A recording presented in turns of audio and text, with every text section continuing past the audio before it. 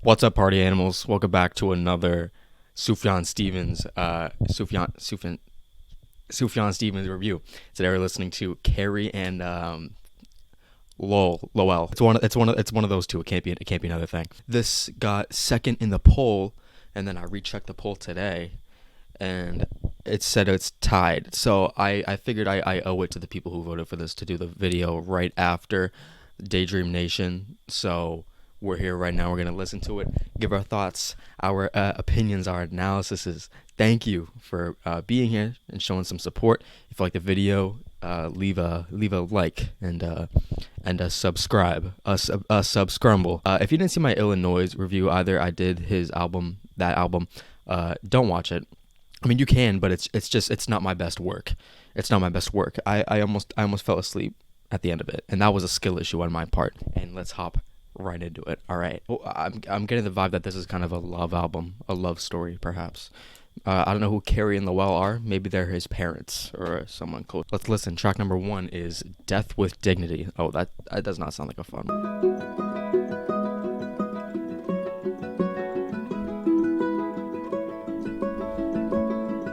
Spirit of my silence, I can hear you, but I'm afraid to be near you. Somewhere in the desert, there's a forest, and an acre before us. Forest in a desert. And I lost my strength completely. Damn. Near me, tired old mare, with the wind in your hair. What is that song you sing for the dead? I see the signal searchlight strike. Oh my god, yo. In the window of my room.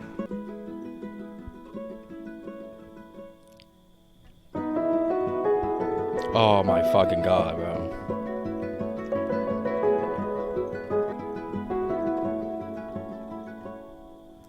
I forgive That fucking piano.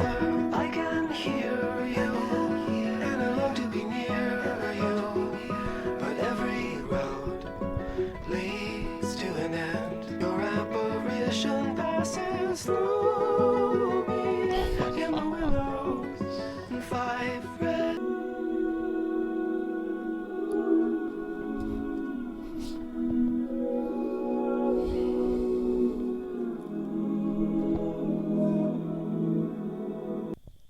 This is okay, so it appears that this is going to be one of those albums. I thought the piano bridge was amazing. The nice gentle guitar. God, this is gonna do some damage. I can already tell that this might. He mentions his mother towards the end here, and he's kind of forgives her, and he can kind of hear her. So I don't know if he's talking about his death as well, and he's like getting closer to her. I just can't wait to see how this story progresses. All right. Track number 2 is "Should Have Known Better."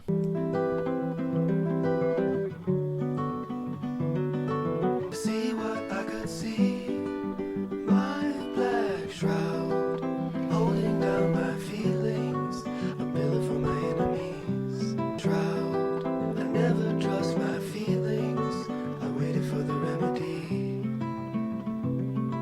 Real and true.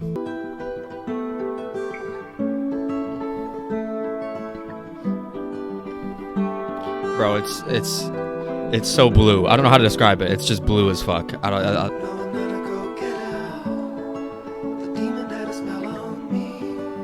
My black shroud, captain of my feelings, the only thing I wanna believe is on the back of the door.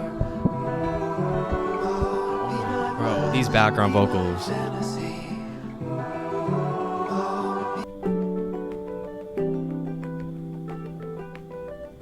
It's like a little subtle synth happening.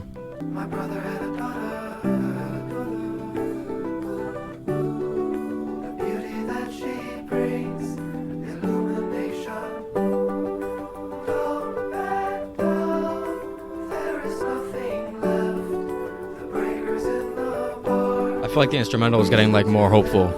Beauty that she brings, illumination.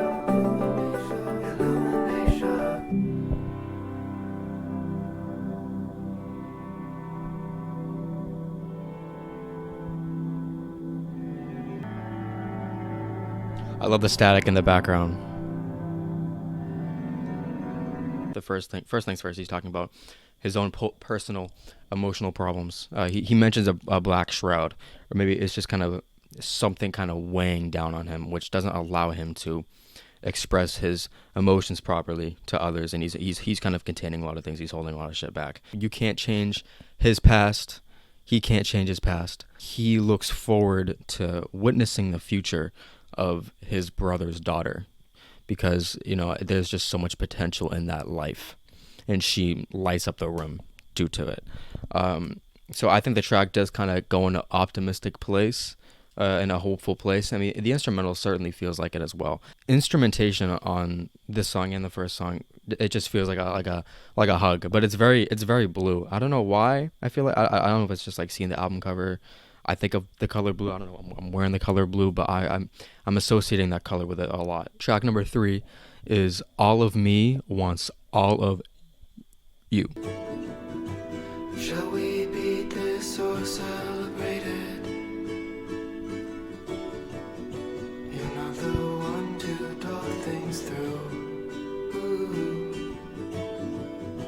You checked your text while I masturbated. What?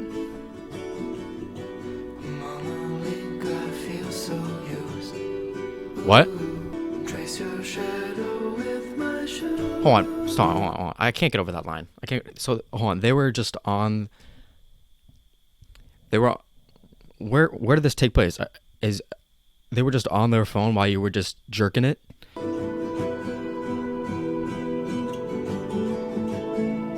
Oh.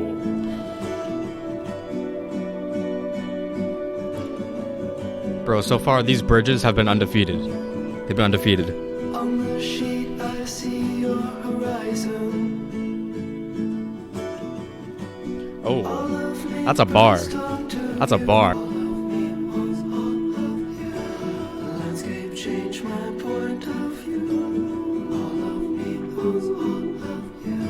All of me wants all of you.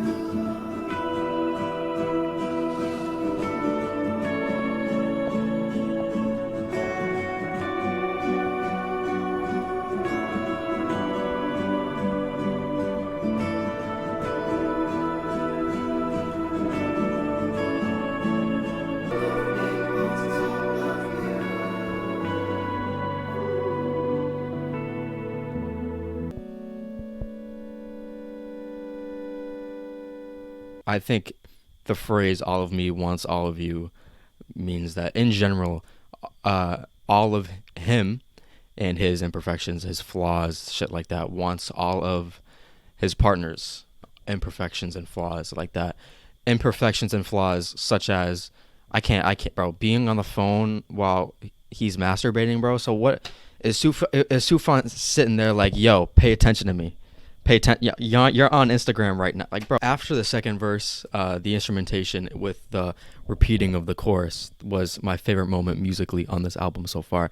That took me in a different dimension. I don't know what that shit was laced with, but everything on here is just amazing so far. I feel like all these tracks are tying in really nicely. Track number 4 is Drawn to the Blood. I'm drawn to the blood, the flight of a one-winged dove.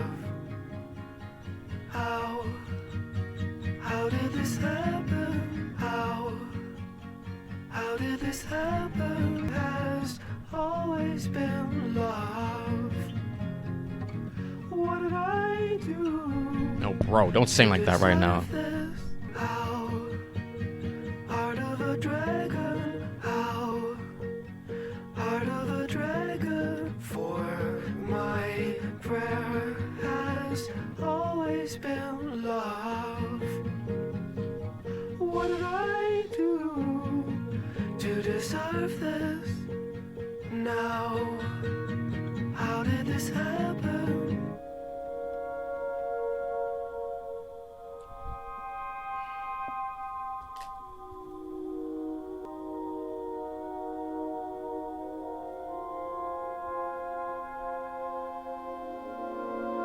Oh my fucking god, don't.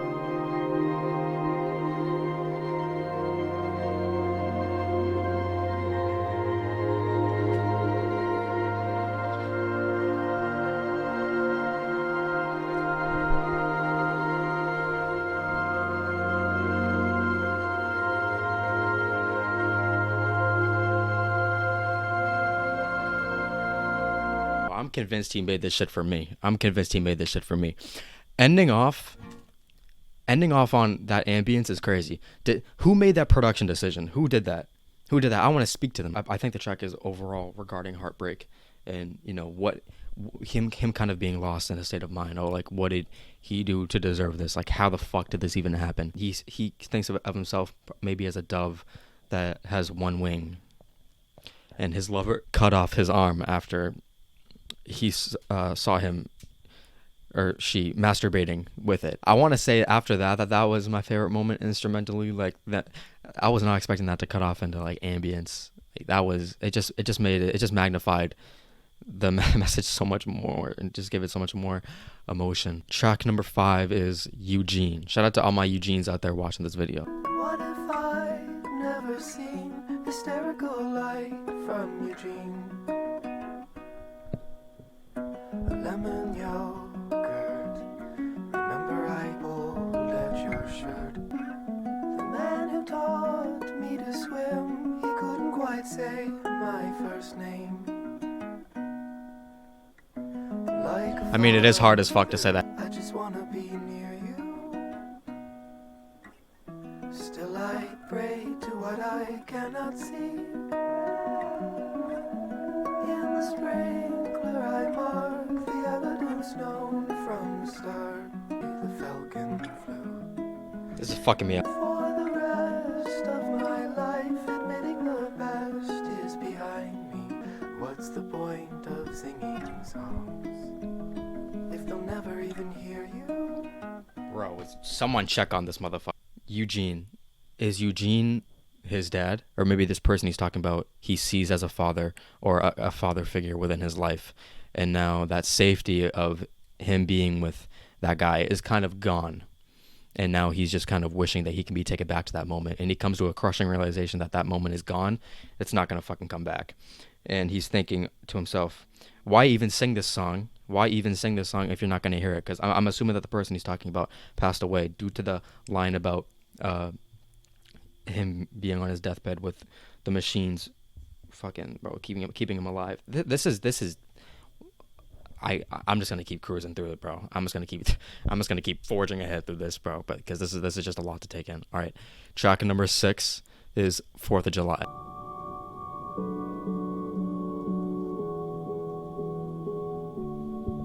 This one feels very atmospheric. What could I have said to raise you from the dead? Oh, could I be the sky on the 4th of July?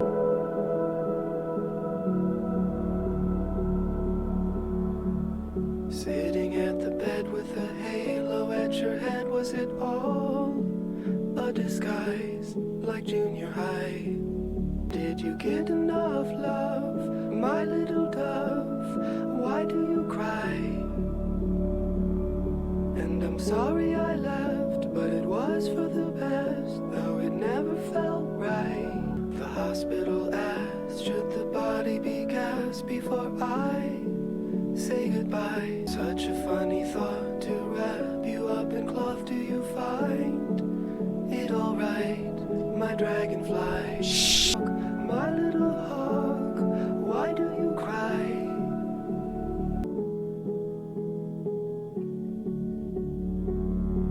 We're all gonna die.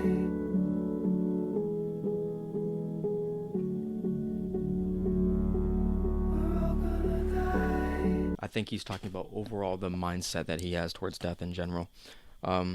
At first, he kind of recalls to a very sad story of, I don't know, someone very close in his life. I have no idea who. But his overall message, I think, is to just make life worth it, make the most out of it, while you're alive. So you don't have to be in a position where you're crying as life is ending. Like the position of the person that he's talking to right now. They seem to be crying. They seem to be in a state of mental turmoil while they are on their final moments. Him saying we're all gonna die is crazy. I know that this is the more popular song on here because I clicked on his, when I clicked on his Spotify profile, this was the number 1 song that people are listening to right now. So I suggest that y'all get help.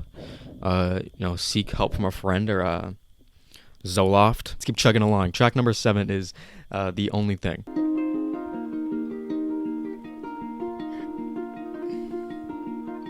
Only thing I'm driving this car. Half-light jackknife into the canyon at night. This a light from us all. What the fuck are you talking about, bro? Do I care if I survive this mustache warm bath holiday in after dark? I despise this, nothing else matters, I know. I wanna save you from your sorrow.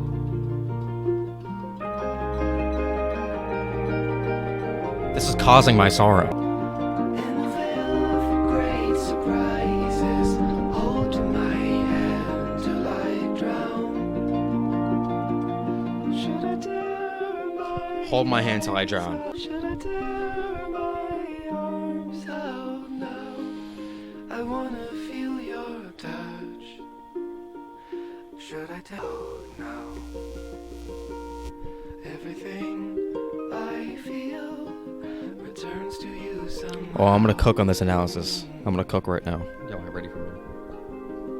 He wants to tear his fucking arms off so he can die and touch the person that he misses in the afterlife. He wants to tear his eyes out too so he can die and see him. He says everything I feel returns to him somehow, so it's probably all his positive and negative emotions kind of returns to the person that he misses. You know, he kind of goes in circles within his mind. All right, track number 8 is the title track, Carrie and Lowell. Carrie and Lowell, such a long time ago. Season of fall after the flood, Valentine's sperm. I'm really enjoying his vocals on this one. Covered bridge ice cream, cottage grove shade, invite me, fairyland all around us, like a dead horse. They fly ephemeral on my bed, she breaks my arm.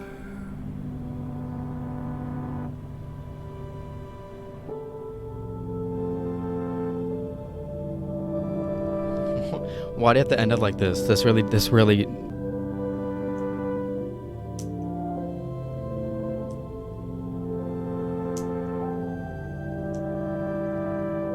The instrumental just paints a lot of nostalgia. I feel. I don't know what perspective he's speaking from. He says Carrie come home. I don't know if he's speaking from Lowell's perspective. Maybe he is. Maybe he just has memories of, you know, those two and where they lived and just being around them, and this is kind of him pouring those memories out onto the page. A lot of different kind of metaphors within this. This is definitely the track that I'm the most confused about lyrically. Loved the sound of that. For some reason his vocals on that really just stuck out to me. Track number 9 is John My Beloved.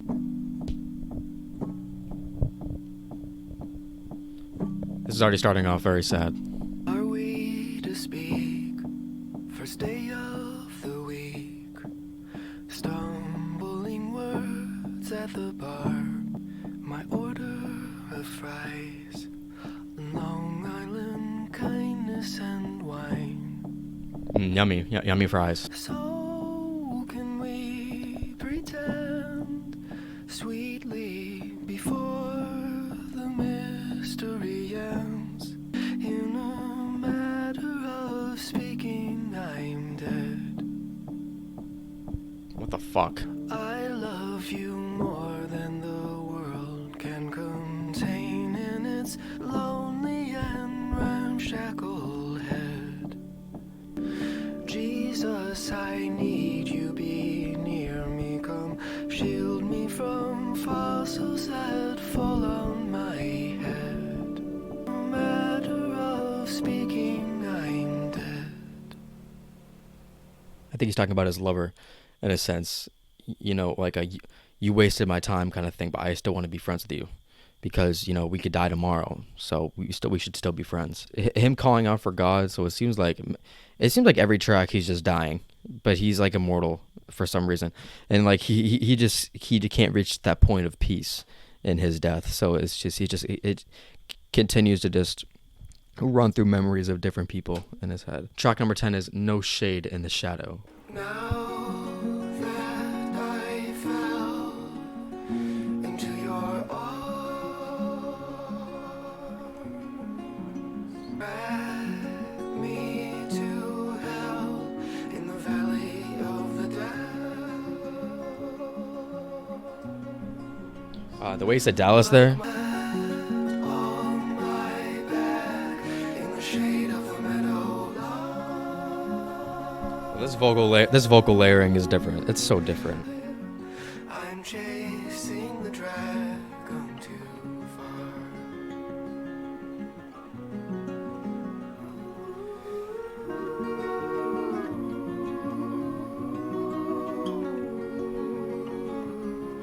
Blood on that blade. Fuck me, I'm falling apart.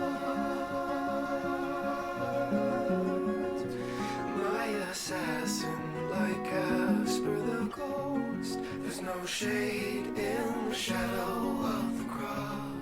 Does he mean that there's no like shade in the shadow?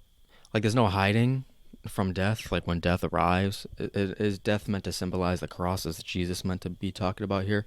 Because it seems like on that final line he's talking, he's like, there's blood on that blade, fuck me, I'm falling apart, my assassin. It seems like he was to a holy shit, I'm dying realization towards the end of that one. Track 11, the final song, is Blue Bucket of Gold. My blue bucket of gold. Friend, why don't you love me? Raise your right hand.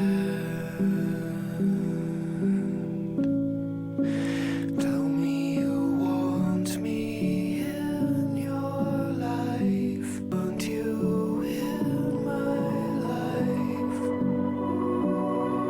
Oh my god. Lord, touch me with lightning. Raise your right hand. Tell me you want me in your life. Or raise your red flag. Yo, we need to chill.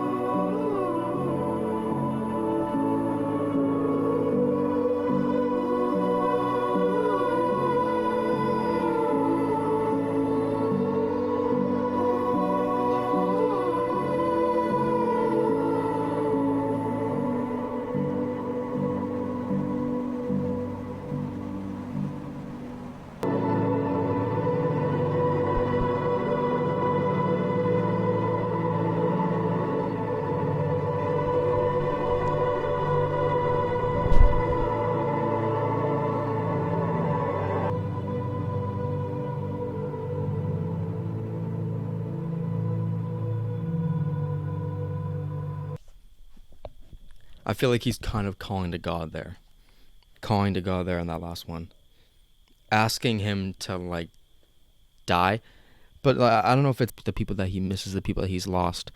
He's sort of calling upon God to touch him with his lightning, sort of saying to smite him and get him up there, get him up. Yeah, and that the instrumental outro, those final 2 minutes just completely broke me down. It seemed like maybe he was dying, and that's just the sound of everything sort of coming to an end. I don't know if every song is about a different person dying. He sings about losing someone on every track, just the loss of someone in your life, and kind of begging for some people to stay within that. And sometimes the cause is hopeless because that person is dead. So that's why in moments he kind of wishes that he could be dead as well, so he can be with that person again. Just the desperation of wanting to get that memory back, that moment back, like we see on Eugene and some other tracks as well. I can't find a flaw about this album, really. I can't find an imperfection. I don't know if I call it perfect right now because I just listened to it, but the instrumentation, I mean, his vocals and everything on here, one of the most consistent first listens I've ever heard in my entire life, and that's my biggest compliment that I can give towards it right now, and I can't give her critique, really. I don't have a favorite song, really, right now. I think I'm going to take the time to re-listen to this and see which story kind of correlates with me, because I feel like I will pick a favorite out of this that corresponds with me the most, because I feel like all these songs, they do sound very similar instrumentally, but the topic matter of each one isn't repetitive. So feel like certain people will gravitate to certain songs. So that's what I really like about this album, and I can't find a bad thing to say about it right now. I can tell you my favorite songs so far on here are definitely All of Me Wants All of You. That's a good one, although I am confused about that masturbation line. The Only Thing, Drawn to the Blood. These are just the ones I'm kind of gravitating towards right now. That final song as well. I'm gonna re-listen to this immediately after, and then edit this video tomorrow.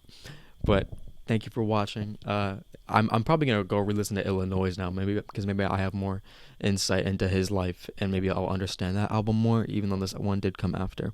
So yeah, thank you for watching. Leave a like and subscribe if you want. Thank you guys once again for 6,000 subscribers. Hopefully we'll get to that 10K mark before the end of the year. So I just want to thank you guys for being here, and I will catch you in the next one. Peace out.